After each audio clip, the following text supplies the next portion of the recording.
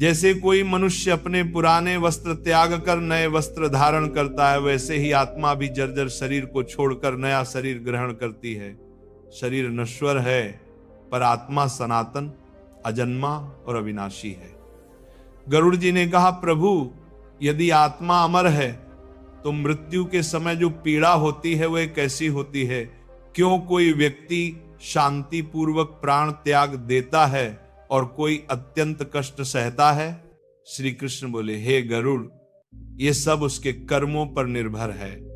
जो व्यक्ति जीवन में सत्य, धर्म और करुणा के मार्ग पर चलता है, जो अपने कर्मों से किसी को पीड़ा नहीं देता, उस व्यक्ति की मृत्यु मधुर होती है। उसके प्राण ऐसे निकलते हैं जैसे फूल से सुगंध। परंतु जो व्यक्ति लोभ, मोह और पाप में लिप्त रहता है, उसकी मृत्यु अत्यंत वेदनादायक होती है। जब पापी व्यक्ति के प्राण निकलते हैं तो यमराज के दूत उसके चारों ओर घिर जाते हैं। वे उसे बंधन में बांधकर खींचते हुए यमलोक की ओर ले जाते हैं। उस मार्ग पर भय, अंधकार और तृष्णा की अग्नि जलती रहती है। आत्मा विलाप करती है, किंतु उसके रुदन को कोई नहीं सुनता, क्योंकि वही उसका कर्म है, वही उसका दर्पण। गरुड़ जी की आंखों में करुणा छलक उठी। उन्होंने पूछा, प्रभु क्या मृत्यु के पश्चात आत्मा को अपनी वस्तुओं, परिवार और घर की याद रहती है? श्री कृष्ण बोले, हे गरुड़, आत्मा का यह स्वभाव है कि वह जहां अधिक आसक्त होती है वहीं बंध जाती है। मनुष्य जब जीवित होता है तब वस्तुओं के प्रति उसका मोह बहुत प्रबल होता है, और यही मोह मृत्यु के बाद भी उसे बांधता है। जो व्यक्ति अपने शरीर, घर, धन या वस्त्रों को अपना मानता है, वह मृत्यु के बाद भी उनसे मुक्त नहीं हो पाता। हे गरुड़, मृत्यु के बाद जब आत्मा देह त्यागती है तब वह कुछ क्षणों तक अपने शरीर के पास ही रहती है।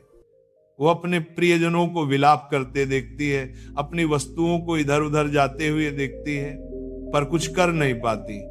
यही सबसे बड़ा दुख होता है, देखना पर कुछ कर न पाना। ये अवस्था ही प्रेत योनि की शुरुआत होती है। गरुड़ जी ने पूछा, प्रभु क्या सभी आत्माएं प्रेत बन जाती हैं?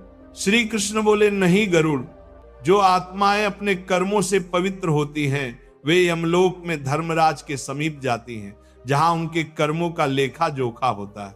उसके पश्चात वे अपने पुण्य के अनुसार स्वर्ग या अगले जन्म में प्रवेश करती हैं। किंतु जो आत्माएं अत्यधिक आसक्त होती हैं, जो अपने घर, धन, वस्त्र या प्रियजनों से मोह नहीं त्याग पाती, वे पृथ्वी लोक पर ही भटकती हैं। उन्हें हम प्रेत कहते हैं। ऐसी आत्माएं अपने परिवार को छोड़ नहीं पाती, वे अपनी वस्तुओं से जुड़ी रहती हैं, और जब कोई जीवित व्यक्ति उन वस्तुओं का उपयोग करता है तब उस आत्मा की ऊर्जा उसके जीवन में प्रवेश कर जाती है। यही कारण है कि गरुड़, मैंने मनुष्यों को यह उपदेश दिया है, मृत व्यक्ति की वस्तुओं का उपयोग कभी न करो। गरुड़ जी चकित होकर बोले, प्रभु क्या वस्तुएं भी आत्मा की ऊर्जा को धारण करती हैं? श्री कृष्ण बोले, हां गरुड़, यह संसार केवल दृश्य नहीं, अदृश्य शक्तियों का भी मेल है। प्रत्येक वस्तु में संस्कार निहित रहता है। वह जिस व्यक्ति के पास रहती है उसके भाव, कर्म और ऊर्जा को अपने भीतर समाहित करती है। जब वो व्यक्ति मर जाता है तो उसकी वस्तुएं भी उस कंपन, वाइब्रेशन को धारण किए रहती है। इसलिए जो लोग मृत व्यक्ति के कपड़े, गहने या व्यक्तिगत वस्तुएं पहनते हैं, वे अनजाने में उसकी ऊर्जा से जुड़ जाते हैं। यदि वह आत्मा शांत नहीं हुई है तो वह उस व्यक्ति को अपने समीप खींचने लगती है, सपनों में, भावनाओं में, और कभी कभी वास्तविक जीवन में भी। यही कारण है कि मृत व्यक्ति की वस्तुओं का उपयोग वर्जित है। गरुड़ जी ने श्रद्धा से सिर झुका दिया। उन्होंने कहा, प्रभु आपका वचन मेरे हृदय को स्पर्श कर गया, किंतु एक बात और बताइए, यदि आत्मा वस्तुओं से बंधी है तो उसे मोक्ष कैसे प्राप्त होता है? श्री कृष्ण ने गंभीर स्वर में कहा, हे गरुड़, जब तक आत्मा ये नहीं समझती कि संसार की कोई वस्तु उसकी नहीं है, तब तक उसे मोक्ष नहीं मिलता। मोक्ष का अर्थ मृत्यु नहीं बल्कि मोह से मुक्ति है। जब मनुष्य ये जान लेता है कि वह शरीर नहीं आत्मा है, तभी वह परम पद की ओर बढ़ता है। और जो व्यक्ति अपने जीवन में ईश्वर को स्मरण करते हुए, सच्चे कर्म करते हुए जीता है, उसकी आत्मा बिना किसी बंधन के सहज गति से ईश्वर में विलीन हो जाती है। कैलाश की वायु में उस समय दिव्यता घुल गई थी। गरुड़ जी ध्यान मग्न होकर श्री कृष्ण के चरणों में झुक गए। श्री कृष्ण ने कहा, हे गरुड़, यह पहला रहस्य जान ले, मृत्यु अंत नहीं आरंभ है। आत्मा अमर है, किंतु उसका मार्ग उसके कर्मों और आसक्ति पर निर्भर करता है। जो व्यक्ति वस्तुओं और मोह से मुक्त होता है वही मुझे प्राप्त करता है। और तभी वातावरण में गूंज उठी एक मधुर ध्वनि, ओम नमो भगवते वासुदेवाय। भगवान श्री कृष्ण ने कहा, हे गरुड़, संसार के समस्त जीव इस सत्य को भूल गए हैं कि यह देह नश्वर है। वे स्वयं को शरीर मानते हैं, परंतु शरीर तो केवल एक वस्त्र है जो समय आने पर बदल जाता है। आत्मा कभी मरती नहीं, परंतु जब मनुष्य मृत्यु के समय अपने शरीर, परिवार और वस्तुओं के मोह में डूबा रहता है, तब वही मोह उसके मार्ग में बंधन बन जाता है। गरुड़ जी ने कहा, प्रभु, क्या यह संभव है कि किसी व्यक्ति की आत्मा मृत्यु के बाद अपने घर में ही रुक जाए? मैंने कई बार देखा है कि किसी के मरने के बाद घर में विचित्र घटनाएं होने लगती हैं, जैसे कोई अदृश्य उपस्थिति, कोई सुगंध या भय का अनुभव। श्री कृष्ण बोले, हे गरुड़, जो तू कह रहा है वह सत्य है। जब कोई आत्मा अपने भौतिक बंधनों से मुक्त नहीं होती, तब वह देह त्यागने के बाद भी उस स्थान पर भटकती रहती है जहां उसका मोह बंधा होता है। यह अवस्था प्रेत योनि कहलाती है। प्रेत योनि का कारण 3 होते हैं। पहला, अकाल मृत्यु, जब किसी का जीवन अचानक समाप्त हो जाता है और उसे अपने जाने का अवसर नहीं मिलता। दूसरा, अतिमोह, जब आत्मा का किसी व्यक्ति, वस्तु या स्थान से गहरा लगाव होता है। तीसरा, असंपूर्ण कर्म, जब आत्मा कोई कार्य अधूरा छोड़कर चली जाती है। ऐसी आत्माएं अपनी इच्छाएं पूर्ण करने की लालसा में पृथ्वी लोक पर ही रहती हैं। वे न तो देवलोक जा पाती हैं, न ही यमलोक। उन्हें शांति नहीं मिलती और वे ऊर्जा के रूप में अपने ही घर के आसपास विचरण करते हैं। गरुड़ जी ने पूछा, प्रभु, क्या वे आत्माएं अपने परिवार को हानि पहुंचा सकती हैं? श्री कृष्ण बोले, हे गरुड़, आत्मा स्वयं में शुद्ध होती है, किंतु जब वह प्रेत योनि में जाती है तब उसके भीतर भ्रम, असंतोष और वेदना का आवेश रहता है। वह यह नहीं समझ पाती कि वह अब शरीर नहीं है। उसकी चाहतें उसे बेचैन करती हैं। यदि कोई उसके प्रिय वस्त्र, गहने या वस्तुएं उपयोग करता है तो उसकी चेतना उन वस्तुओं के माध्यम से उस व्यक्ति तक पहुंच जाती है और तब वह आत्मा उस व्यक्ति के जीवन में हस्तक्षेप करने लगती है। कई बार ऐसा व्यक्ति बिना कारण उदास रहने लगता है, बिना वजह भय का अनुभव करता है या बार बार उसी मृत व्यक्ति के सपने देखने लगता है। यह सब उसी ऊर्जा का प्रभाव होता है। गरुड़ जी ने गंभीर स्वर में कहा, प्रभु, क्या वस्तुएं वास्तव में आत्मा की ऊर्जा को धारण करती हैं? श्री कृष्ण ने कहा, हे गरुड़, यह ब्रह्मांड स्पंदन पर आधारित है। हर वस्तु, हर जीव, हर विचार ऊर्जा के रूप में अस्तित्व रखता है। जब कोई मनुष्य किसी वस्तु को बार बार उपयोग करता है तो उसका मनोगत कंपन उस वस्तु में बस जाता है। उदाहरण के लिए, यदि कोई व्यक्ति क्रोधी है और वह किसी वस्त्र को रोज पहनता है तो उसके भीतर का क्रोध उस वस्त्र में सूक्ष्म रूप से अंकित हो जाता है। यदि कोई दूसरा व्यक्ति वह वस्त्र पहन ले तो उसे भी वैसा ही भाव उत्पन्न हो सकता है। यही कारण है कि शास्त्रों में कहा गया है, वस्त्र, गहने और निजी वस्तुएं दूसरे का नहीं पहनना चाहिए। और जब ये बात मृत व्यक्ति की वस्तुओं की हो तब ये और भी गंभीर हो जाती है, क्योंकि मृत्यु के बाद आत्मा का सूक्ष्म शरीर उन वस्तुओं के माध्यम से उसी संसार से जुड़ा रहता है। गरुड़ जी ने आश्चर्य से पूछा, प्रभु, क्या आत्मा अपनी वस्तुओं को पहचानती है? श्री कृष्ण बोले, हाँ गरुड़, जब तक आत्मा में मेरा और तेरा का भाव है वह अपनी वस्तुओं से जुड़ी रहती है। मृत व्यक्ति की आत्मा जब ये देखती है कि उसके प्रिय वस्त्र, गहने या स्मृति चिन्ह किसी अन्य व्यक्ति के पास हैं, तो उसमें एक आकर्षण उत्पन्न होता है। यही आकर्षण उसे उस व्यक्ति की ओर खींचता है। इस स्थिति में आत्मा की चेतना उस जीवित व्यक्ति की ऊर्जा में मिल जाती है। परिणाम स्वरूप उसका मन अस्थिर हो जाता है, उसके घर में कलह उत्पन्न होती है और उसका जीवन शांति से दूर हो जाता है। गरुड़ जी बोले, प्रभु क्या इससे बचने का कोई उपाय है?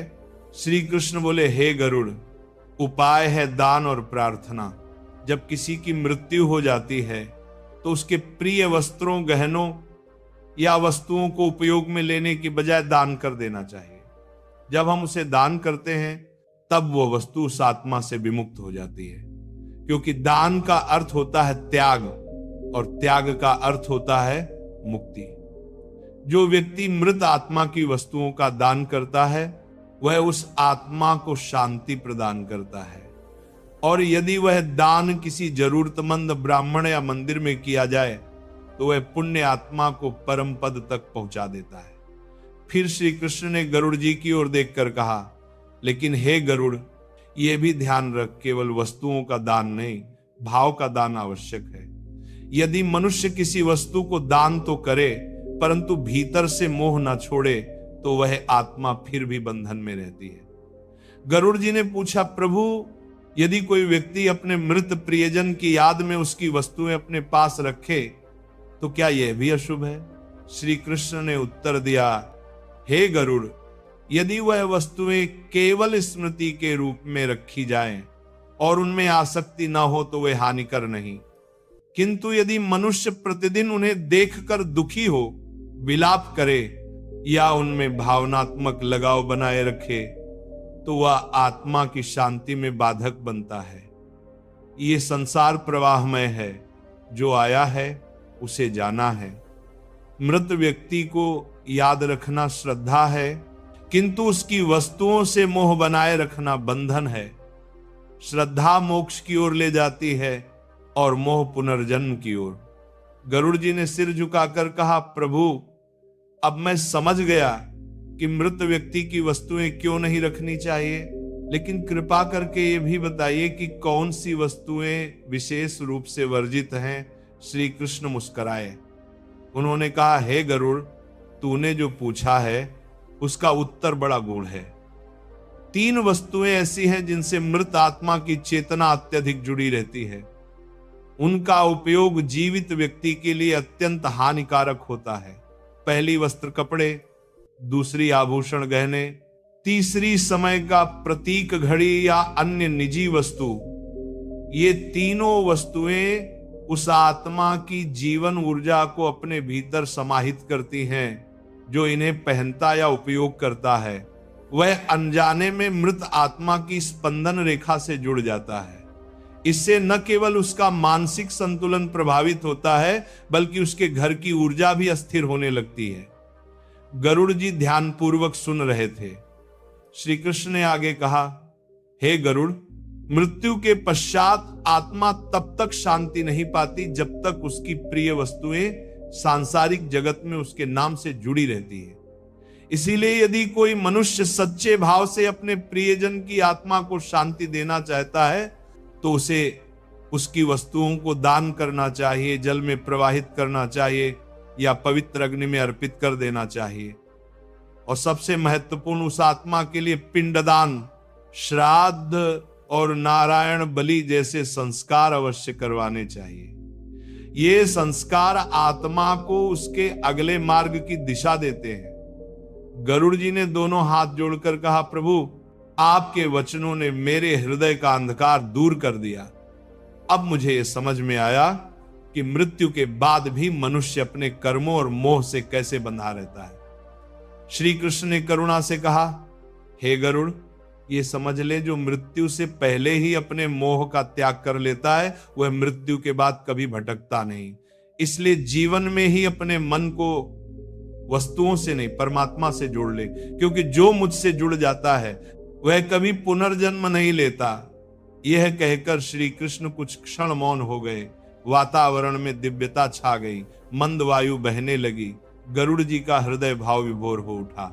श्री कृष्ण ने धीरे से कहा, हे गरुड़, अब तू तैयार है उस अंतिम रहस्य को जानने के लिए? कौन सी वस्तुएं आत्मा को बांधती हैं और उनका प्रयोग क्यों जीवन में दुख लाता है? यही अगला उपदेश मैं तुझे दूंगा। कैलाश पर्वत पर सुनहरी प्रभा फैल चुकी थी। हिमालय के शिखरों से प्रातः सूर्य की किरणें झर रही थीं और आकाश में देवगंधर्वों का मधुर गान गूंज रहा था। उसी समय भगवान श्री कृष्ण शांत मुद्रा में विराजमान थे और गरुड़ जी पंखों को फैलाकर विनम्रता से बैठे थे। उनके हृदय में अब भी वह प्रश्न था जो युगों से मानवता को उलझाए हुए है। क्या मृत व्यक्ति की वस्तुएं जीवितों के लिए हानिकारक होती हैं? श्री कृष्ण ने गंभीर स्वर में कहा, हे गरुड़, संसार का यह नियम है, जो कुछ जन्म लेता है वह एक दिन नष्ट होता है, किंतु मनुष्य का अज्ञान उसे इस सत्य को स्वीकारने नहीं देता। वह अपने घर, वस्त्र, धन और प्रियजनों को अपना मान लेता है, जबकि वास्तव में यह सब क्षण भंगुर है। जब मृत्यु आती है तो मनुष्य केवल अपने कर्मों के साथ जाता है, न शरीर, न धन, न वस्त्र, न परिवार। किंतु मृत्यु के पश्चात भी उसकी चेतना उन्हीं वस्तुओं के प्रति आकर्षित रहती है जिनसे वह सबसे अधिक प्रेम करता था। यही आकर्षण उसे प्रेत योनि में बांध देता है और तब वह आत्मा उन वस्तुओं से जुड़ी रहती है जिन्हें वह अपना समझती थी। गरुड़ जी ने धीरे से कहा, प्रभु, आपने कहा कि 3 वस्तुएं आत्मा से अत्यधिक जुड़ी रहती हैं, वस्त्र, आभूषण और समय का प्रतीक घड़ी। कृपा करके उनके रहस्य को विस्तार से बताइए। श्री कृष्ण मुस्कुराए। उन्होंने कहा, हे गरुड़, सुन, ये 3 वस्तुएं केवल भौतिक नहीं, आत्मिक बंधन का प्रतीक हैं। इन तीनों में मनुष्य का सबसे गहरा अहंकार और आसक्ति छिपी होती है। पहली वस्तु, मृत व्यक्ति के वस्त्र, कपड़े। श्री कृष्ण बोले, हे गरुड़, वस्त्र मनुष्य के बाह्य व्यक्तित्व का प्रतीक है। जब कोई व्यक्ति जीवित होता है तब उसके वस्त्रों में उसका जीवन राग बस जाता है। वह उन्हें बार बार पहनता है, उनके माध्यम से अपने अहंकार, अपनी पसंद, अपनी पहचान को व्यक्त करता है। यही कारण है कि वस्त्र मनुष्य के सूक्ष्म शरीर से गहराई से जुड़ जाते हैं। जब वह व्यक्ति मृत्यु को प्राप्त होता है तो उसकी आत्मा कुछ समय तक अपने वस्त्रों के आसपास ही मंडराती रहती है। उसे लगता है कि वह अब भी वही शरीर है। यदि कोई जीवित व्यक्ति उन वस्त्रों को पहन लेता है तो आत्मा को भ्रम होता है कि कोई दूसरा उसके शरीर में प्रवेश कर गया है। इससे आत्मा में असंतोष उत्पन्न होता है। यह असंतोष ही उस व्यक्ति के जीवन में अशांति के रूप में प्रकट होता है। कभी अनिद्रा, कभी चिंता, कभी बिना कारण भय। उसका मन अस्थिर रहने लगता है क्योंकि वह अनजाने में उस सूक्ष्म ऊर्जा से जुड़ चुका होता है जो वस्त्रों में निहित है। गरुड़ जी ने पूछा, प्रभु, तो ऐसे वस्त्रों का क्या करना चाहिए? श्री कृष्ण बोले, हे गरुड़, उन वस्त्रों को किसी जरूरतमंद को दान कर देना चाहिए। दान करने से 2 बातें होती हैं। एक तो आत्मा का मोह समाप्त होता है क्योंकि वह वस्त्र अब उसके नाम से मुक्त हो जाते हैं। दूसरा, जो व्यक्ति दान देता है उसे पुण्य प्राप्त होता है। लेकिन यदि कोई व्यक्ति वह वस्त्र अपने उपयोग में लेता है तो उस आत्मा की अधूरी चेतना से बंध जाता है। इसलिए गरुड़, मैंने मनुष्यों को यह उपदेश दिया, मृत व्यक्ति के वस्त्रों का उपयोग कभी न करो, उन्हें दान या नदी के जल में प्रवाहित कर दो। गरुड़ जी ने श्रद्धा से सिर झुकाया। दूसरी वस्तु, मृत व्यक्ति के आभूषण, गहने। श्री कृष्ण ने आगे कहा, हे गरुड़, आभूषण केवल सौंदर्य का प्रतीक नहीं, भावनाओं का भी प्रतीक है। मनुष्य अपने गहनों से विशेष प्रेम करता है। वह उन्हें केवल धारण नहीं करता बल्कि उनसे आत्मगौरव, सामाजिक प्रतिष्ठा और भावनात्मक जुड़ाव भी रखता है। कई बार किसी स्त्री के लिए उसके गहने उसके जीवन की स्मृतियां होते हैं। विवाह का मंगलसूत्र, मां के दिए कानों के कुंडल, पिता द्वारा उपहार में मिली चूड़ियां।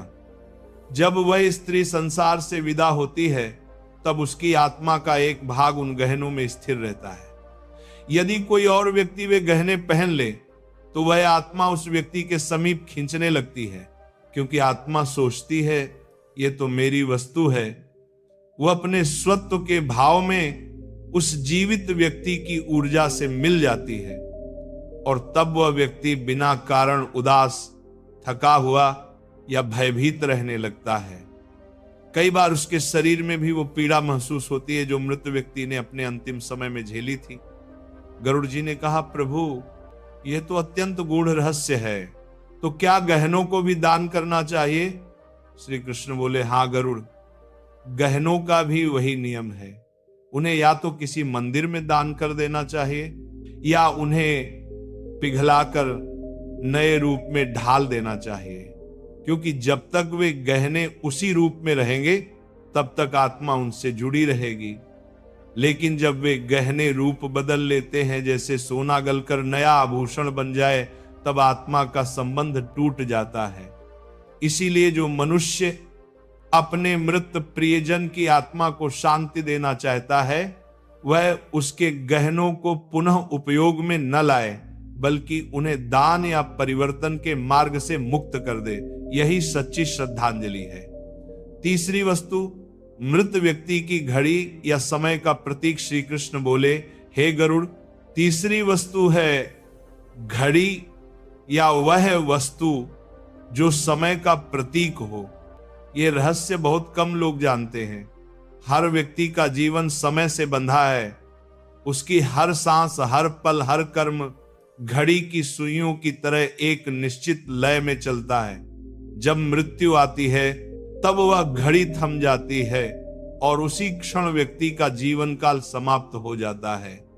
जो घड़ी उस व्यक्ति के पास रहती थी वह उसके जीवन के हर क्षण की साक्षी होती है। उसमें उसकी गति, उसका उत्साह, उसका दुख सुख सब अंकित रहता है। इसलिए वह घड़ी भी उसकी जीवन ऊर्जा को धारण करती है। यदि कोई जीवित व्यक्ति उस मृत व्यक्ति की घड़ी पहन ले तो वह उसी समय रेखा से जुड़ जाता है और तब उसके जीवन में वे ही परिस्थितियां आने लगती हैं जो उस व्यक्ति ने झेली थी। उसका भाग्य, उसका मानसिक स्वभाव, यहां तक कि उसकी बीमारियां भी कभी कभी उसी घड़ी के माध्यम से स्थानांतरित हो जाती हैं। गरुड़ जी ने विस्मय से कहा, प्रभु ये तो अदृश्य जगत का बड़ा रहस्य है। श्री कृष्ण बोले, हाँ गरुड़, इसलिए कहा गया है मृत व्यक्ति की घड़ी या समय सूचक वस्तु का उपयोग कभी नहीं करना चाहिए।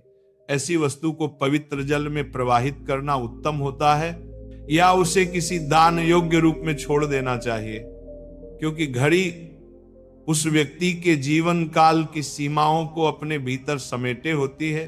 उसे आगे बढ़ाने का प्रयास करना स्वयं के जीवन प्रवाह को बाधित करना है। आत्मा की शांति का मार्ग। गरुड़ जी ने कहा, प्रभु जब कोई व्यक्ति इन वस्तुओं को त्याग देता है तो क्या आत्मा को तुरंत शांति मिल जाती है? श्री कृष्ण बोले, हे गरुड़, शांति केवल बाह्य त्याग से नहीं, भाव के त्याग से मिलती है। यदि परिवारजन इन वस्तुओं का त्याग करें परंतु मन में शोक, पछतावा या मोह बनाए रखें तो आत्मा तब भी शांत नहीं होती। इसलिए जब किसी की मृत्यु हो तो उसके परिवार को चाहिए कि वे इन वस्तुओं का दान भाव पूर्वक करें और साथ ही ये प्रार्थना करें, हे प्रभु, इस आत्मा को आपके चरणों में शांति मिले। जो वस्तुएं इसके जीवन की स्मृतियां थीं उन्हें हम आपकी सेवा में अर्पित करते हैं। ऐसा करने से आत्मा की चेतना उन वस्तुओं से मुक्त हो जाती है और वह प्रकाश की ओर अग्रसर होती है। श्रद्धा और मोह में अंतर। श्री कृष्ण ने कहा, हे गरुड़, यह संसार दो भावों से चलता है, श्रद्धा और मोह। श्रद्धा आत्मा को ऊपर उठाती है और मोह उसे नीचे बांधता है। जब कोई व्यक्ति अपने पूर्वजों की तस्वीर श्रद्धा से लगाता है, जैसे मार्गदर्शक, जैसे स्मृति, तब वह शुभ होता है। परंतु यदि वह तस्वीरों के आगे विलाप करता है या उनमें दुख का भाव रखता है तो वह विपरीत परिणाम देता है। इसलिए कहा गया है, पूर्वजों की तस्वीरें सदैव उत्तर दिशा की दीवार पर लगानी चाहिए ताकि उनका मुख दक्षिण दिशा की ओर रहे। उनके चित्र प्रसन्न मुद्रा में हो, न कि रोते या क्रोधित। और उनकी पूजा केवल पितृपक्ष के समय में ही करनी चाहिए, क्योंकि अन्य समयों में किया गया आवाहन प्रेत आत्माओं को आकर्षित करता है। मोक्ष का अंतिम रहस्य। श्री कृष्ण कुछ क्षण मौन रहे, फिर बोले, हे गरुड़, अब मैं तुझे अंतिम रहस्य बताता हूं। जो व्यक्ति जीवन में ही मोह का त्याग कर लेता है, वही मृत्यु के बाद शांति पाता है। मनुष्य जब ये समझ लेता है कि ये शरीर, ये घर, ये वस्तुएं सब अस्थाई हैं, तभी वो मुक्त होता है। मृत्यु का भय केवल उसे होता है जो अपने शरीर से प्रेम करता है।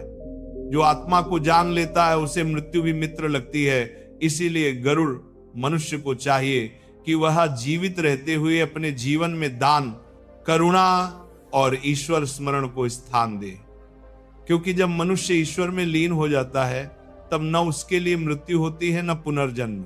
वह उसी परम प्रकाश में विलीन हो जाता है जहां से वो आया था। गरुड़ जी के नेत्रों से आंसू बहने लगे। उन्होंने दोनों पंख जोड़कर कहा, प्रभु, आपने वह रहस्य बताया है जो युगों तक मानवता को अंधकार से मुक्त करेगा। अब मैं समझ गया हूं, मृत व्यक्ति की वस्तुओं में केवल स्मृति नहीं, उसकी ऊर्जा भी बसती है। और जब तक मनुष्य उस ऊर्जा को त्याग नहीं करता, तब तक न वह आत्मा शांत होती है न परिवार। श्री कृष्ण ने मुस्कुराते हुए कहा, हे गरुड़, स्मरण रखना, दान से बड़ा कोई यज्ञ नहीं और मोह से बड़ा कोई पाप नहीं। जो दान करता है वह मुक्त होता है, जो मोह रखता है वह बंधता है। इसीलिए जब भी किसी की मृत्यु हो तो उसके प्रिय वस्त्र, गहने और घड़ी जैसे प्रतीक दान कर दो। उसके नाम से किसी भूखे को भोजन करा दो, किसी मंदिर में दीप जला दो, किसी नदी में तर्पण कर दो। ऐसा करने से न केवल उस आत्मा को शांति मिलेगी, बल्कि उस घर में सुख, समृद्धि और ईश्वरीय कृपा का वास होगा।